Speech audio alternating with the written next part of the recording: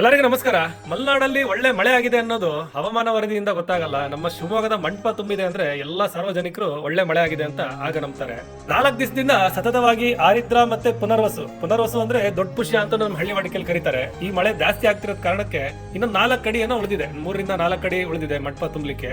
ಅಷ್ಟು ಚೆನ್ನಾಗಿ ಮಳೆ ಆಗ್ತಿದೆ ಮಲೆನಾಡು ರೀಜನ್ ಅಲ್ಲಿ. ಇದೇನ್ ಪುನರ್ವಸು ಮಳೆ ಇದೆ ಅಂದ್ರೆ ದೊಡ್ಡ ಪುಷ್ಯ ಮಳೆ, ಇದು 15 ದಿವಸ ಗಟ್ಲೆ ಒಳ್ಳೆ ಮಳೆ ಕೊಡುವಂತ ಮಳೆ. ನಮ್ಮ ಮಲೆನಾಡು ರೀಜನ್ ಗೆ ಈ ಮಳೆ ತುಂಬಾನೇ ಅವಶ್ಯಕತೆ. ಇದಾಗ್ಲೇ ಶುರುವಾಗಿ 2-3 ದಿವಸದಲ್ಲೇ ಆಗ್ಲೇ ತುಂಗಾ ಡ್ಯಾಮ್ ಫುಲ್ ಆಗಿ ಹೊರಗಡೆ ನೀರು ಹೊರಹರಿವು ಬಿಡ್ತಾ ಇದ್ದಾರೆ. ಅಷ್ಟೇ ಅಲ್ಲದೆ ಮಂಟಪ ಇನ್ನ 3-4 ಅಡಿ ಅಷ್ಟೇ ಗ್ಯಾಪ್ ಉಳಿದಿರೋದು. ನಾಳೆ ಒಳಗೆ ಮಂಟಪ ತುಂಬುವಂತ ಸಾಧ್ಯತೆಗಳಿದೆ.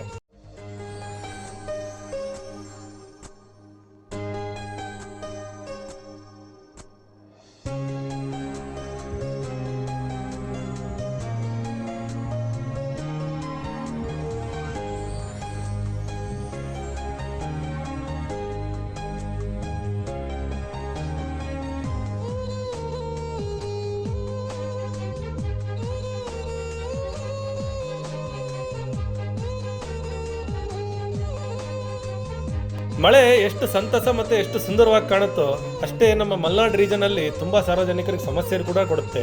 ನೋಡಿ, ಹೊಸನಗರದಲ್ಲಿ ಏನಿಲ್ಲ ಅಂದ್ರೆ 170ಗಿಂತ ಹೆಚ್ಚು ಕರೆಂಟ್ ಕಂಬಗಳು ಬಿದ್ದು 2 ದಿವಸದಿಂದ ಅಲ್ಲಿ ಕರೆಂಟ್ ಇಲ್ಲ. ಆಗ್ಲೇ ಶಾಲಾ ಕಾಲೇಜಿಗೆ ರಜೆ ಕೊಟ್ಟಿರೋದು ನಿಮಗೆಲ್ಲ ಗೊತ್ತಿದೆ. ದಯಮಾಡಿ ಜಿಲ್ಲಾಡಳಿತ ಮತ್ತೆ ಅಲ್ಲಿರುವಂತ ಲೋಕಲ್ ಅಥಾರಿಟೀಸ್ ಏನಿದ್ದಾರೆ, ಈ ಸಾರ್ವಜನಿಕರಿಗೆ ಏನ್ ಸಮಸ್ಯೆ ಒಳಗಿದಾರಲ್ಲ ಆ ಸಾರ್ವಜನಿಕರಿಗೆ ಆದಷ್ಟು ಸಹಾಯದ ನೆರವುಗಳನ್ನು ತಲುಪಿಸ್ಕೊಡ್ಬೇಕು ಅಂತ ವಿನಂತಿಸ್ತೀನಿ. Thank you. ಇರೋದೊಂದು ಜೀವನ, ಹಿಂದೇನಾಯ್ತು ನೆನಪಿಲ್ಲ, ಮುಂದೇನಾಗುತ್ತೋ ಗೊತ್ತಿಲ್ಲ.